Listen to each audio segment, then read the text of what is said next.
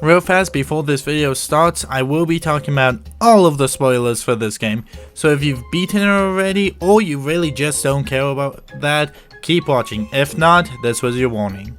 Welcome back everyone to my newest video and the final video in this Zelda month. And yes, I know I already posted a video about Age of Calamity, but that was more of my first impressions, and boy was I wrong about a lot of stuff, especially the amount of characters. Instead, this video though will be my full review now that I've beaten the game and sunk a lot more time into it. But let's get into it. I am in love with this game. It definitely beats out Hyrule Warriors for me in almost every aspect. And there isn't a whole lot I super dislike about it, but I still can't stop playing it. Like really, please send someone, please, help. Besides that though, I think this game is absolutely fantastic and well worth every penny. Okay, so now moving on to what I think of the game, the first topic is the plot.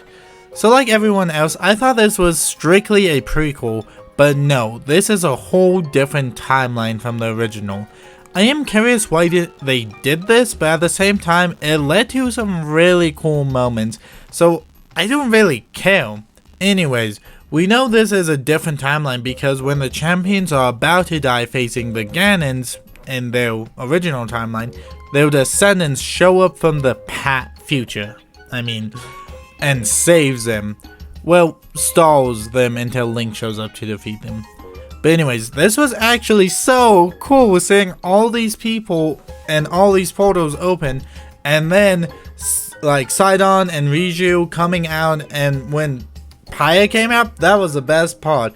And I was so impressed how she was able to save Impa, and that was real and absolutely happened, and you can trust me on that. Anyways, I'm not in denial. Besides that though, this led them to all the descendants, the ones we meet in Breath of the Wild, become playable in this game. And that is amazing. Kinda. We will come back to that in a minute, but besides that, the plot is all about this fanboy trying to make the Calamity appear. The Calamity we see in Breath of the Wild. Since time gets really messed up in this game though, we actually never see that happen. Anyways, long ago, it was this guy versus our heroes. It's not much, but not only is this a Zelda game, it's also a Warriors game. So I wasn't expecting anything at all, and I kinda like it just for the reason of seeing all of the champions in Link 100 years ago.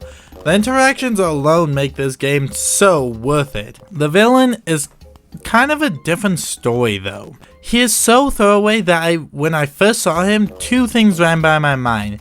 He is going to die by Ganon, or he was Ganon, and he's no Ganon.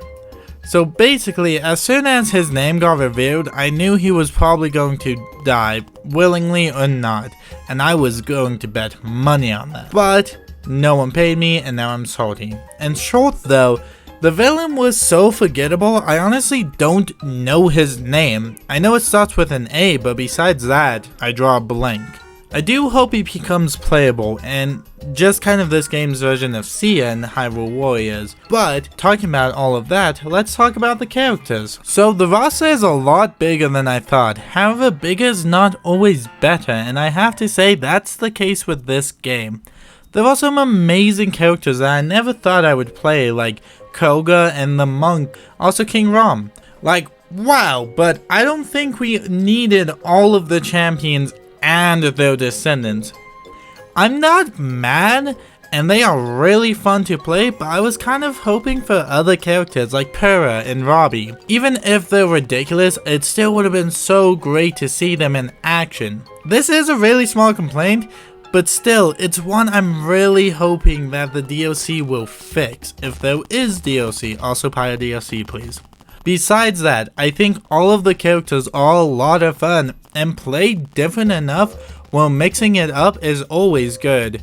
Rivali did surprise me with how fun he is and did make him a little less trashy. The only other complaint I had with the characters is the costumes. Now, when you beat the game, you can actually change costumes for almost everyone. The thing is, you don't get the other costumes off the bat, and I have no idea how to unlock them. I think we should have just gotten them all at the end of the game, at least the ones we saw everyone wear, like the champions out of their robes, the blue robes and stuff. But no! We are stuck with the champion rags, which are amazing and I love the design. But when you're playing the same character over and over again, skin helps spice things up at least a little. And hopefully we get some more soon. Okay, the last thing I want to talk about are the side quests. There are so many side quests. And this is where the game loses me a little. We all knew it would get repetitive, but that's not my issue. My issue is the difficulty difference in some quests. For instance, one will have you fight 3 Lionels 2 at a time, and one will have you kill 300 random enemies. And no, these aren't like different levels that you build up to. I unlocked both of these quests at the same time.